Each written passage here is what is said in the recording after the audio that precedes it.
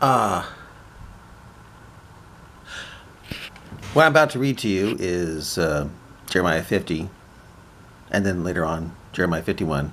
Of course, I won't have enough data to. It'll be too long if I get to Jeremiah 51. But I will be reading Jeremiah 50 and giving my interpretation with it. I'm been into the study of Jeremiah 50 and 51 for a long time.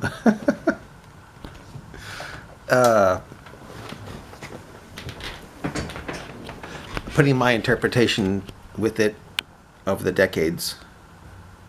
I do mean decades.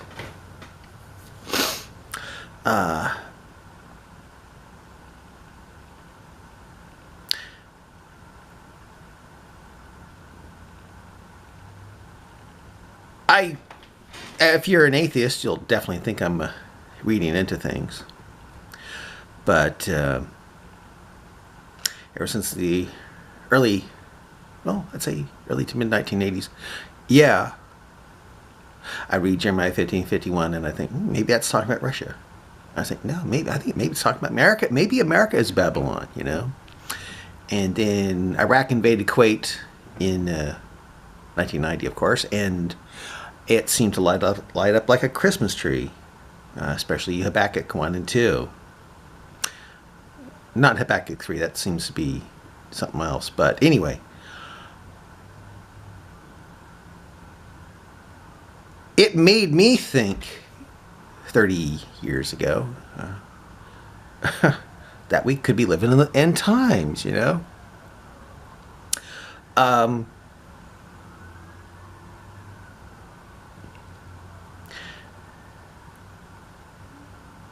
But here it is, almost 2017, and well, I don't know. All I know is that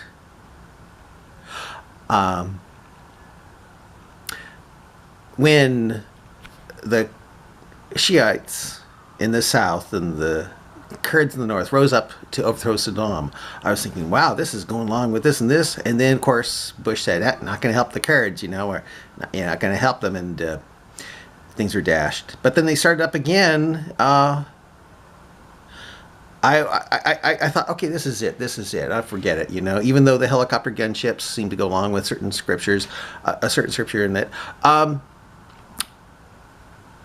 Clinton came around and started bombing Saddam again and going after they set up the no-fly zone and stuff, and I was thinking, oh, that goes along with this. And then Gulf War II, from Operation Desert Storm to Operation Iraqi Freedom. And I thought, wow, this is going here and here, but what's this pushing from the south? I was expecting something from the north with the Kurds, and yet we were pushing from the south. From Kuwait, and I thought, that doesn't make sense. But anyway, then the Saddam statue went down, and I went, I've just been reading into things. I'm just like one of those bums from Waiting for Godot, you know?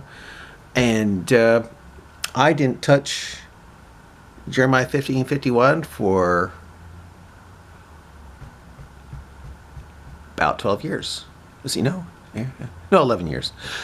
Then I started getting more thinking, oh my gosh, this ISIS started coming about.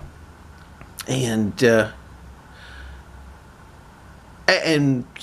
they took over Mosul, and Mosul is right next to Nineveh. And I was thinking Nahum. And anyway,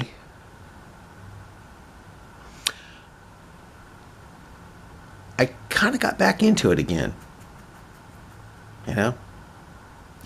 And I will be reading why I got it back into it and put my interpretation with it. And I'll probably have my sights set on it until Mosul falls and nothing happens, and go back to exposing Islam. But right now, I'm out of exposing Islam. I'm more into focused again on northern Iraq with the Kurds, because it goes along with stuff that I'll be reading to you, at least to me. Could be wrong, but that's it. And it will be interesting to see your responses, just to see how much I have been reading into things, if I have been reading into things. If not, well, hey, I have put other videos onto YouTube and LiveLeak that dealt with this sort of stuff, and no one sees it, no one looks at them. They just are not interested, and so I'm pretty sure that you probably won't be looking at it either. But you know, I believe in God. I leave it up to God. And if God wants you to think this is significant, so be it. If God wants you to think it's a bunch of me reading into things, I'm just a real life version of one of those Waiting for Godot bums from a Beckett play, well, okay. Yeah. What the heck? So, I will read the first part of Jeremiah 50 to you and see what you think. Let's see, how much time do I have left here? I've got 4 minutes. All right. It will be... Oh, shoot. Closed it up on itself. Oh, damn. Dang. Oh, well. See, how can I get this thing started again? Maybe if I close it up. Wait a few minutes. I mean, a few moments. Open it up and see what happens now. Okay. It just might start now. Yeah, okay. All right. The word of the Lord spake against the Babylon and against the land of the Chaldeans by Jeremiah the prophet. And the reason why I used to think this was something is because Babylon is located in current-day Iraq. It's in ruins, but it's located in current-day Iraq. You know something? I better turn this thing on so I don't go over. Let's see here. Better make it a little further more here. Okay.